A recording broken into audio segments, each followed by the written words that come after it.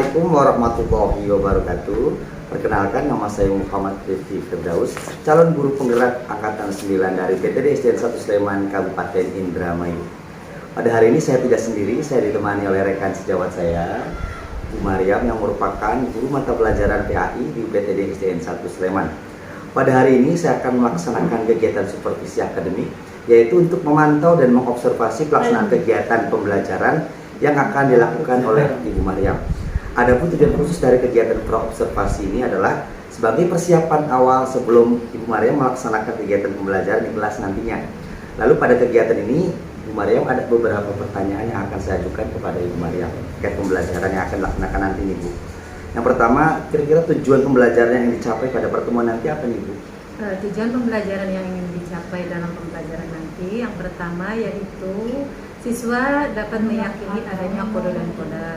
Tujuan yang kedua yaitu siswa mampu menunjukkan perilaku berserah diri kepada Allah Subhanahu wa Ta'ala yang mencerminkan iman kepada kode dan kodar.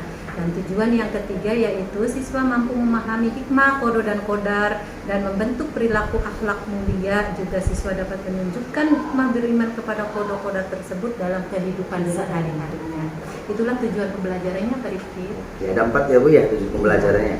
Nah, lalu area pengembangan yang ingin dikembangkan dalam pembelajaran nanti kira-kira apa ya, Bu, ya?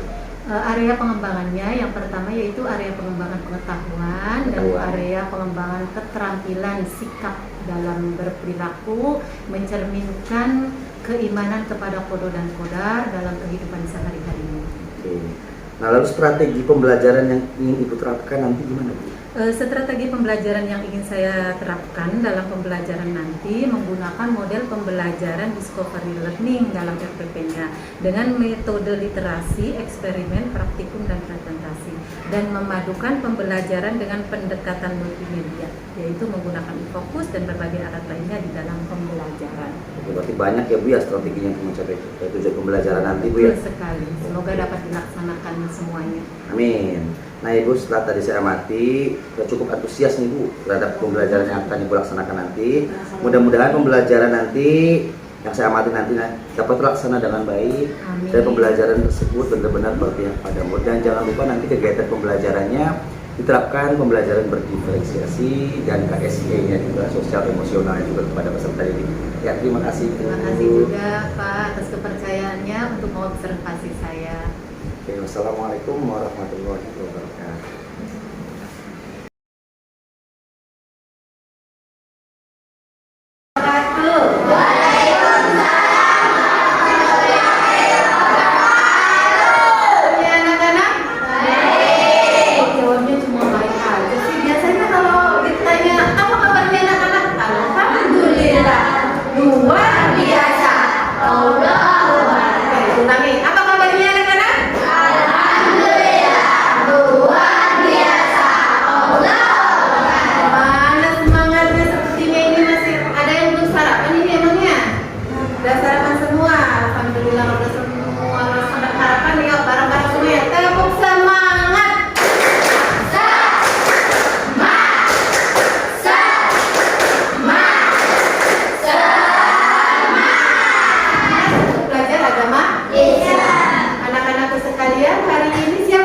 Berangkat sekolahnya. Febri C, kenapa? Ada yang tahu alasannya kenapa Febri C tidak hadir? Tidak ada kabar. Baik, untuk Febri C ya, kalau dia dalam keadaan sakit, kalau dalam keadaan penyakit malasnya datang, mari kita baca berdoa bersama untuk Febri C. Kita baca dalam Fatihah supaya Febri C ketika dia malas dirajinkan lagi oleh Allah, dan ketika dia sedang sakit Allah akan menyembuhkan. Untuk Febri C, Al-Fatihah.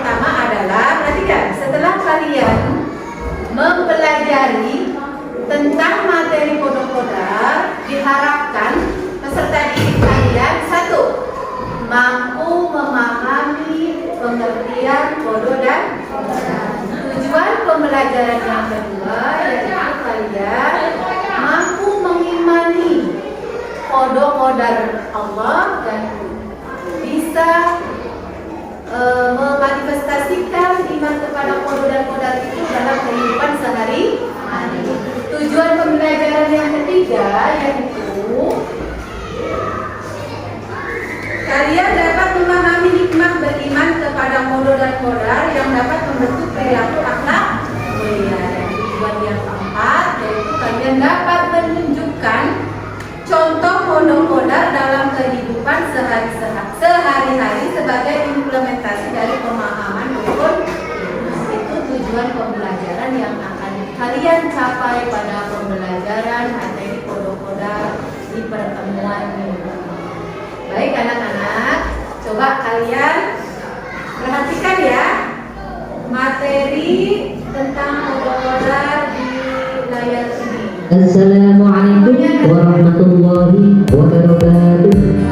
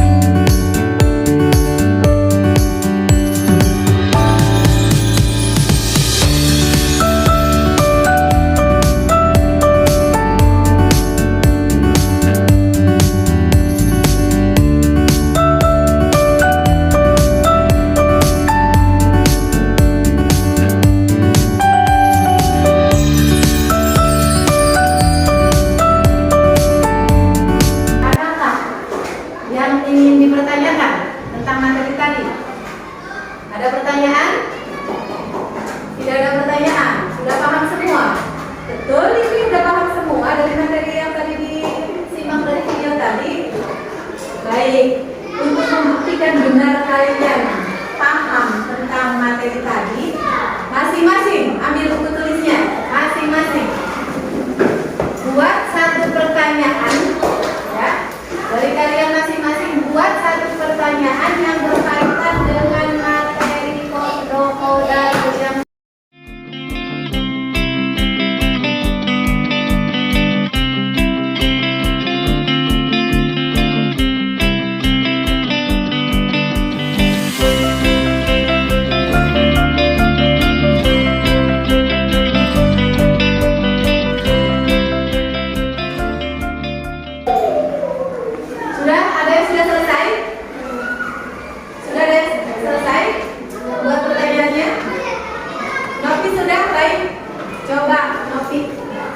kalimat pertanyaannya bagaimana?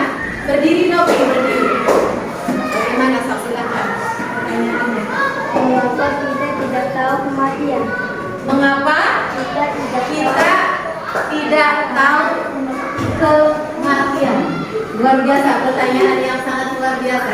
Baik, sebelum ibu yang menjawab, Novi ingin menunjukkan pertanyaan itu kepada siapa? Pilih temannya yang untuk menjawab pertanyaan itu. Ayo, sebut aja nama temennya. Ayo, cepat, jangan lama. Sebut. Di baik Is. Ulangi pertanyaannya Nopi. Menghadap ke Nopinya. Mengapa kita tidak tahu kematian? Mengapa kita tidak tahu kematian? Apa menurut Is? Jawab.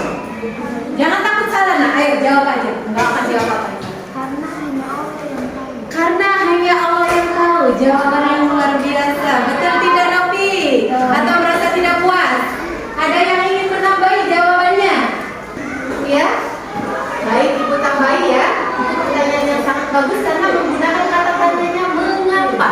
Kalau menggunakan kata tanya mengapa berarti harus ada keterangan, ya. Karena kenapa?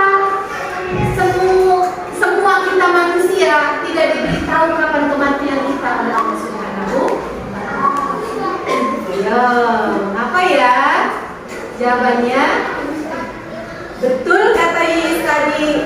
Salah satu jawabannya adalah karena memang itu sudah menjadi bagian dari rahasia Allah yang tidak diberikan kepada makhluknya. Itu ada tujuannya. Kenapa tidak dikasih tahukan? Karena supaya kita manusia mau berlomba-lomba berbuat kebaikan, menyiapkan diri sebaik-baiknya untuk menghadapi kematian tersebut. Karena kita tidak tahu mati kita kapan, maka kita akan berhati-hati kapan kita menjemput kapan kematian menjemput kita sehingga kita tidak semena-mena dalam hidup ini, ya. Oh, selalu ingat, oh iya nanti kita akan mati sehingga kita tidak akan berbuat yang menganiaya diri kita sendiri. Itu diantaranya jawaban, ya. Ayo yang lainnya, pertanyaan yang lainnya. Satu pertanyaan cukup ya? Cukup, baik. Selanjutnya, perhatikan anak-anak sekalian. Kalian akan berdiskusi tentang materi kodok-kodok tadi yang sudah ditayangkan di video. Sekarang bentuk kelompok dulu ya. Nah, Ibu mau bertanya sebelum bentuk kelompok nih. Kalian ini nyaman membuat kelompoknya perempuan kumpul dengan perempuan apa gabung campur laki-laki perempuan? So, milih. Hah? Perempuan-perempuan, laki-laki dan laki-laki. Baik, itu untuk kenyamanan kalian kita bentuk kelompok menjadi 2 kelompok perempuan dan 3 kelompok laki-laki. Baik, untuk anak laki-laki berhitung dari 1 sampai 3. Ya, kamu dulu.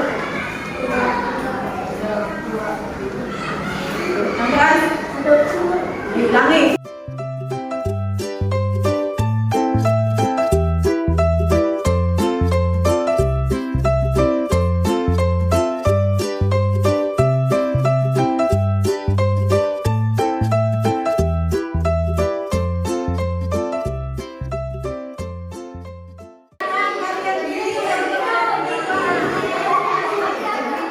Ingat, ketua kelompok itu jangan asal tunjuk ya, yang kira-kira bisa memilih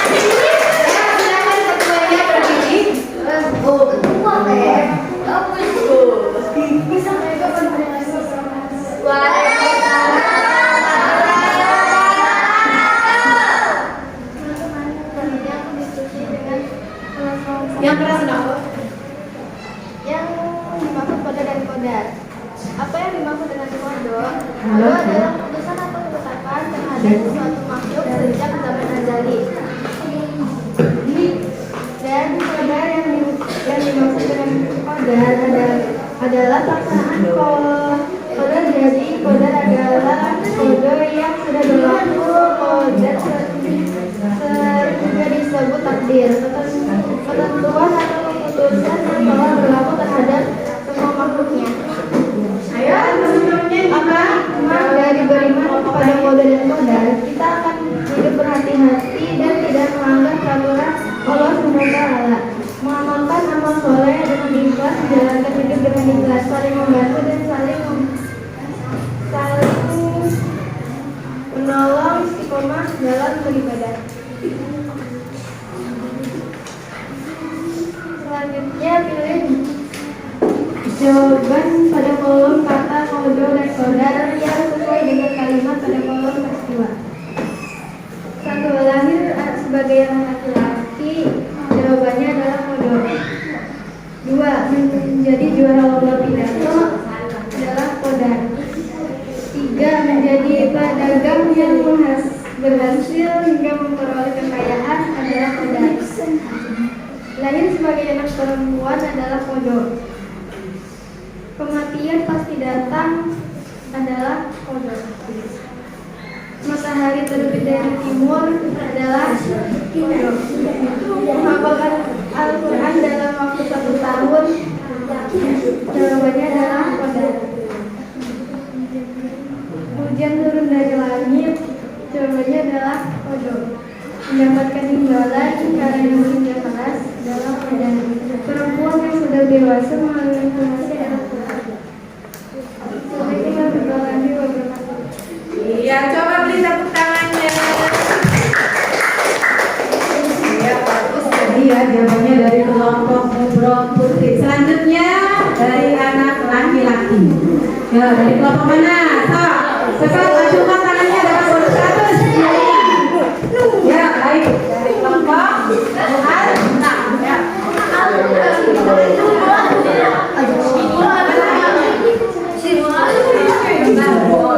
Mu'ad.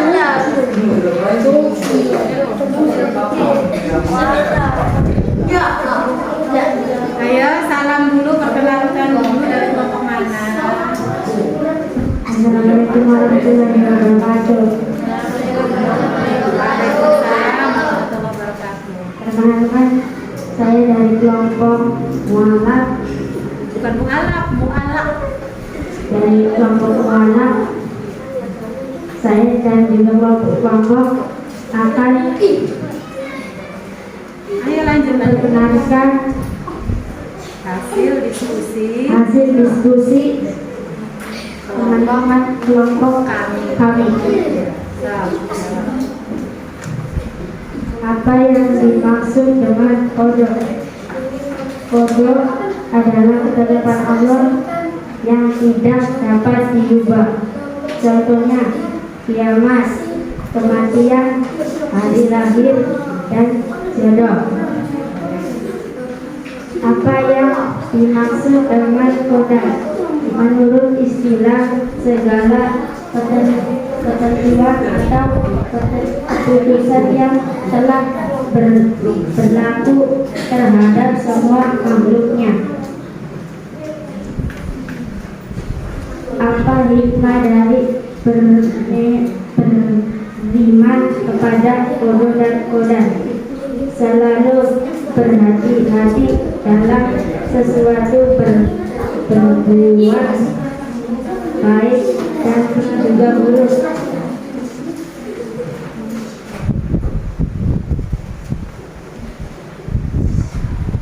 Lahir sebagai laki-laki, kode. Menjadi juara lomba pidato, kode. Menjadi pedagang yang berhasil hingga meroleh kekayaan, kodar. Lahir sebagai anak perempuan, kode. Kematian pasti datang, kode. Matahari terbit dari timur, Kenapa? kode. Menghafalkan Al-Quran dalam waktu 1 tahun. Qadar, hujan turun dari langit. Kodok, mendapatkan imbalan karena bekerja keras. Qadar, perempuan yang sudah dewasa mengalami menstruasi. Kodok.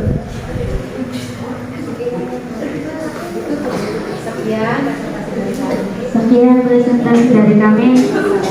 Wassalamualaikum warahmatullahi wabarakatuh. Anak-anakku sekalian, coba semuanya beri tepuk tangan untuk kalian semua. Kali ini kalian jawab dengan sangat luar biasa. Coba Ibu akan merangkum ulang materi tentang kodok dan qadar. Ibu akan memberi penguatan tentang kodok qadar dari apa yang telah kalian diskusikan tadi. Dengan kalian sudah membaca materi, kalian sudah berdiskusi dan sudah menjawab pertanyaan-pertanyaan yang Ibu berikan dalam lembar kerja kelompok. Halo.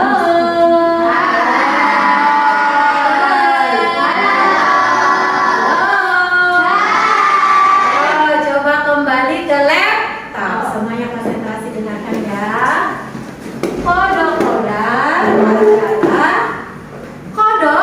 adalah ketentuan Allah yang telah ditetapkan oleh Allah semenjak zaman Adam. Kodok tidak bisa dirubah. Apa saja contoh kodok? Yaitu kita terlahir sebagai laki-laki dan perempuan. Kita terlahir dari orang tua yang mana, itu adalah kodok dari Allah. Kejadian kodok di alam semesta ini yaitu terjadinya pergantian musim, matahari terbit dan tenggelam, berputarnya bumi pada porosnya adalah bagian dari kodok. Sedangkan qadar adalah ketentuan Allah atau ketetapan Allah yang berlaku kepada kita manusia atau biasa dinamakan takdir. Nah, ketentuan Allah yang berlaku pada kita manusia, qadar, ada dua macam. Takdir ada dua macam. Takdir apa saja?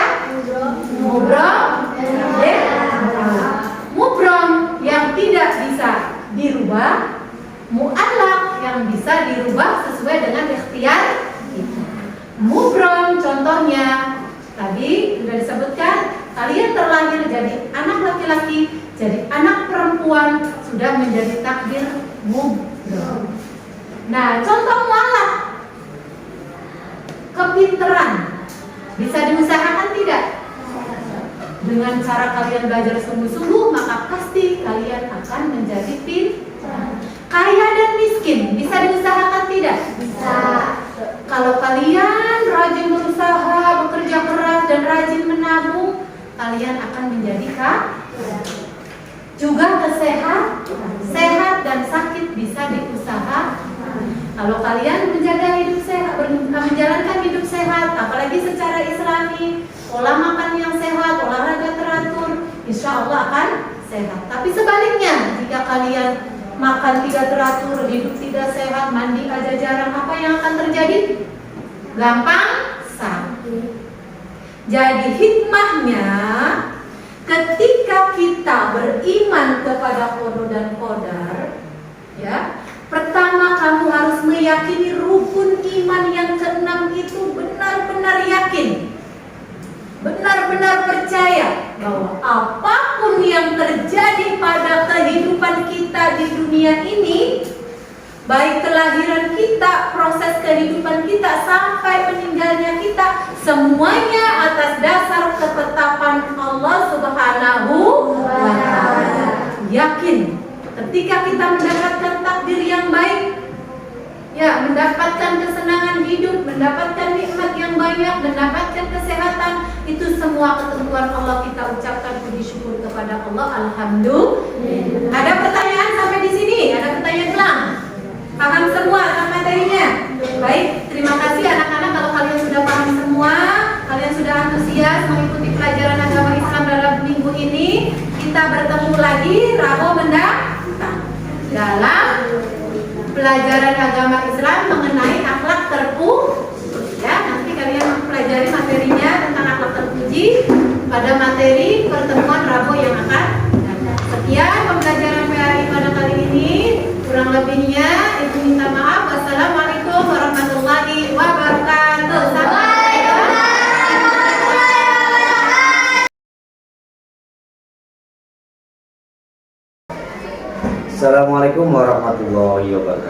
selamat pagi, salam sejahtera untuk kita semua.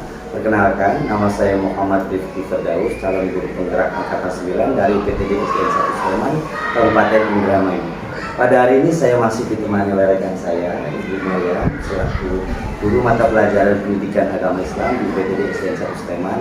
Dan pada hari ini saya juga ditemani oleh pengajar praktek saya, Ibu ini, yang menemani kita berdua nanti dalam percakapan pasca observasi. Baik, kegiatan pada hari ini itu adalah kegiatan pasca observasi, di mana saya akan mengevaluasi kegiatan pembelajaran atau kegiatan observasi yang telah saya lakukan beberapa hari yang lalu. Baik, Ibu Maria, ada beberapa pertanyaan terkait kegiatan pada hari ini. Yang pertama ini, bagaimana perasaan Ibu saat pembelajaran atau saat diobservasi oleh saya kemarin? Perasaannya saya cukup antusias karena sebagai pengalaman saya yang berharga buat saya untuk mengembangkan kemampuan dalam melaksanakan pembelajaran sesuai dengan kurikulum merdeka. Antusias Ibu ya? Iya. Memang terlihat dari kegiatan Ibu kemarin itu sangat semangat, anak-anak juga benar-benar antusias Ibu. Tapi bisa nggak Ibu ceritakan kembali tahapan pembelajaran yang sudah Ibu lakukan, apakah sudah sesuai tahapannya dengan apa yang sudah Ibu rencanakan? Alhamdulillah Bapak, sudah sesuai kalau menurut saya dari kegiatan pembelajaran. Saya membangkitkan motivasi murid dengan tetap semangat dan melakukan apresiasi lalu menyampaikan tujuan pembelajaran. Pada kegiatan itu juga sudah tercapai kegiatan diskusi kelompok juga sangat baik. Semua siswa melaksanakan diskusi dengan tertib dan santai. Saya juga menuntut pembelajaran dengan mengaitkan memberitahukan pembelajaran selanjutnya untuk pertemuan selanjutnya. Semua tahapan pembelajaran sudah dilaksanakan Ibu ya? Insya Allah sudah. Kegiatan kemarin juga saya lihat lengkap, kegiatan pembelajaran itu sudah sesuai dengan langkah-langkahnya, sesuai dengan strategi yang sudah Ibu buat. Berikutnya, apakah pembelajaran yang Ibu lakukan sudah mencakup semua area pengembangan yang sudah Ibu rencanakan sebelumnya? Kalau menurut saya sih, saya rasa sudah tercapai semua ya area pengembangan yang akan saya kembangkan dari sikap spiritual, sosial, pengembangan keterampilan. Nah, Ibu pasti ada kendala itu ya, ada hambatan atau rintangan ketika Ibu melaksanakan pasti tidak hambatan, rintangan, atau kendalanya. Ini kendalanya mungkin faktor usia saya ya Bu. Kadang itu sudah belajar tentang RPP itu bagaimana step-stepnya, itu pas di tengah-tengah ada aja blank gitu. Ini apa gitu selanjutnya. Terus juga ketika menggunakan fokus ya, ada sedikit gangguan ini, saya agak panik juga. Nah di situ gangguannya, terus ya itulah Pak gangguannya ketika proyektor ada pandangan teknis ada gangguan, dan ketika ada blank oh iya apa gitu, jadi masih ada melihat RPP untuk langkah-langkah selanjutnya. Nah, tadi ada sedikit trouble tapi tidak mengurangi esensi pembelajaran yang sudah dilakukan. Banyak ya, semua orang pasti melakukan kesalahan, tapi tidak mengurangi esensi pembelajaran. Nah Ibu, cara Ibu menghadapi kendala tersebut dalam proses belajar itu bagaimana? Ketika saya blank ya gitu, saya berusaha untuk tetap tenang supaya tidak terlihat gugup dilihat oleh siswa, dan ketika ada gangguan teknis itu saya minta bantuan teman sejawat saya yang lebih ahli dalam IT untuk membantu saya. Ada kolaborasi ya Bu ya? Kolaborasi dan komunikasi. Nah, bagaimana Ibu menerapkan pembelajaran berdiferensiasi dan pembelajaran sosial dan emosional dalam pelaksanaan observasi beberapa? Sebenarnya waktu pembelajaran kemarin ya Pak, tidak seluruhnya dari awal sampai akhir saya menggunakan pembelajaran diferensiasi dan KSC. Tapi kalau semua aspek dilaksanakan akan bukan, karena kalau menggunakan pembelajaran yang berdiferensiasi semua itu kayaknya lama waktunya, tidak mencukupi tuh Bu, tidak mencukupi waktunya. Nah, jadi saya hanya beberapa jam melakukan diferensiasi dalam hal aspek konten. Dalam aspek konten saya menggunakan aspek berdiferensiasi dan KSC, yaitu sampai pada tahap kesadaran sosial dan keterampilan berrelasi saja, belum sepenuhnya muncul pada tahap pengembangan keputusan. Memang kalau dilaksanakan secara utuh seperti idealnya itu memang luar biasa. Dengan waktu 2 jam pelajaran. Apalagi di berdiferensiasi itu ada kegiatan proses pembelajaran berjenjang. Iya, harus milih-milih siswanya. Harus milih siswa sesuai dengan kebutuhan mereka. Nah ini Ibu apa rencana tindak lanjut yang akan Ibu laksanakan ke depannya? Tindak lanjutnya saya akan terus belajar dan terus memahami pembelajaran berdiferensiasi dan KSE, kemudian membuat rencana yang lebih baik lagi dan selalu berkomunikasi dengan atasan dan berkolaborasi dengan teman sejawat untuk tindak lanjut. Dan terus ingin mencoba lagi. Nah kalau sekali dilaksanakan memang kita masih tahap belajar ya, pasti akan lebih baik lagi. Mungkin dicoba lagi di kelas yang lebih rendah dengan metode yang sama. Dan jangan lupa harus ada tes diagnostik untuk menentukan kedepannya seperti kebutuhan belajar, gaya belajarnya seperti apa, kemudian profil belajar sesuai seperti apa. Harus ada tes diagnostik. Oke Ibu, ini ada cukup ya kegiatan observasi nanti akan didapatkan oleh Pak Pengajar untuk memberikan masukan balik terkait kegiatan observasi yang sudah kita Terima kasih atas kesempatannya, luar biasa sekali ya Pak Rifki dan juga Ibu Mariam sudah mampu untuk berkolaborasi karena memang di sekolah kita butuh ya partner ataupun yang namanya kecerdasan banget memang butuh kolaborasi, tidak hanya kita sendiri tetapi dengan organisasi. Jadi untuk aktivitas jalan pengembangannya ini tahapan dalam supervisi akademik saya rasa sudah dilakukan dari proses awal baik dari proses praobservasi di mana Bapak selaku observer dan juga Ibu yang observasi sudah membuat kesepakatan terlebih dahulu di awal yang akan diobservasi. Nah ini kan merupakan sesuatu yang istilahnya mungkin sangat jarang dilakukan sebelumnya karena biasanya kalau di dalam supervisi biasanya itu kita udah punya jadwal nih, kita ikuti jadwal yang ada. Tetapi untuk saat ini pertemuannya adalah adanya koordinasi dulu dengan orang yang akan diobservasi dalam observernya. Tentu diharapkan di sini sebagai bagian dari persiapan yang jauh lebih matang antara kedua belah pihak. Nah, tadi juga di dalam proses pembelajaran sudah diinformasikan juga bahwa pembelajarannya berjalan dengan kondusif ya Bu ya. Peserta didik juga menyenangkan. Kemudian ya Ibu juga sudah melakukan skenario di dalam RPP terdiferensiasi dan juga KSE. Memang betul di dalam proses pembelajaran di kelas itu terkadang antara skenario dengan realita bisa saja berbenturan ya atau berbeda gitu ya. Ekspektasi kita mungkin pengen ideal betul dengan RPP, tapi setidaknya minimal RPP yang sudah dibuat sebagai arah kita di dalam mengkondisikan kelas. Tapi tadi Ibu sampaikan bahwa saya tidak bisa meng-cover seluruhnya. Ya memang pasti akan ada momen seperti itu. Tetapi setidaknya kendala yang Ibu hadapi, Ibu bisa lebih tenang dan Ibu juga sudah menemukan solusinya sendiri. Kemudian saya tadi juga sudah disesuaikan dengan kebutuhan dan kondisi kelas. Yang meskipun tidak bisa full, misalnya 2 kali 24 jam, tapi ada momen tertentu Ibu menerapkan diferensi tadi ataupun KSE. Nah itu Bu, memang istilahnya itulah yang mungkin tujuan dari diferensiasi dan KSE. Idealnya mungkin bisa full, tapi itu juga sesuai dengan kebutuhan di lapangan. Kemudian untuk FPL tadi, observer juga atau Pak Rifki sudah istilahnya memberikan ranah ke depannya supaya Ibu Mariam ini bisa untuk kekurangannya bisa segera diperbaiki ataupun misalnya hal-hal yang kurang atau hal-hal yang sudah bagus bisa terus dikembangkan dan seterusnya. Ya saya istilahnya terima kasih sekali sudah diberikan kesempatan untuk memberikan kembali dan kolaborasi ini tetap berjalan ya Bapak Ibu meskipun istilahnya di luar dari tugas ini gitu ya. Itu saja mungkin dari saya dan terima kasih.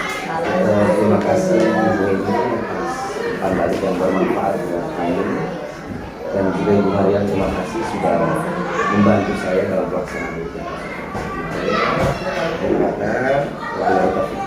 Wassalamualaikum warahmatullahi wabarakatuh.